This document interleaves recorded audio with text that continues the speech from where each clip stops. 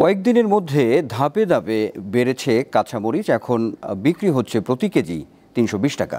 গত কিছুদিন সামান্য কমলেও আবারও বেড়েছে সব ধরনের সবজির দাম। পেঁয়াজ ও চালের দামও বাড়তি।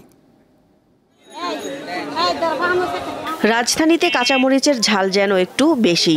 শুক্রবার বিক্রি হচ্ছে প্রতি কেজি ৩২০ টাকায়, অথচ বৃহস্পতিবারের দাম ছিল ২০০ আর ৩ দিন আগে বিক্রি হয়েছে ১৬০ টাকা। মনে করলেন আলু বলে কমছে, পেঁয়াজ কমছে, কিছুই কমে নাই, কমছে। আগেও যেরকম নিচ্ছে হ্যাঁ এরকমই।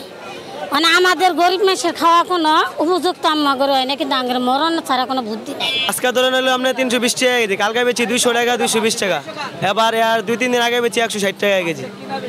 আজকে দাম বেশি। পেঁপে, পটল ছাড়া বেগুন, কচুরমুখী, করল্লা, বরবটি, আলু সহ বেশিরভাগ সবজিই বিক্রি হচ্ছে ৭০ থেকে ৮০ টাকা কেজি দরে। আর টমেটোর দাম ১৫০ ছুঁই। এছাড়া আগের বাড়তি দামেই চলছে চালের বেচা বিক্রি। চাউল ভালো মানের মিনিকেট চাল আসলে ৭০-৭৫ টাকা, আটাই চাল ৬০ টাকা, মোটা চালও ৬০ টাকা। সরবরাহ ভালো আছে, চাউলের দাম বেশি। আসলে কারণ বাজারে যেরকম দাম হওয়ার কথা এরকম দাম না।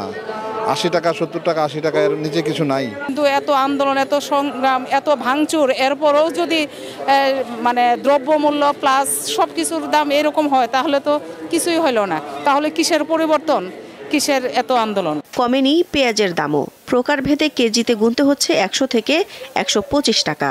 অবশ্য স্থিতিশীল রয়েছে আদা রসুনের দাম। বাজারে সরবরাহ বাড়লেও ক্রেতারা বলছেন সব ধরনের মাছের দামই বেশি।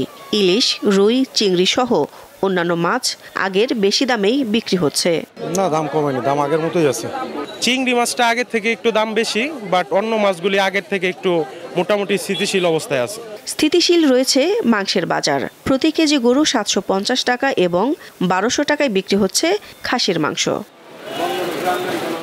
দিলশা দানি, দীপ্ত সংবাদ, ঢাকা।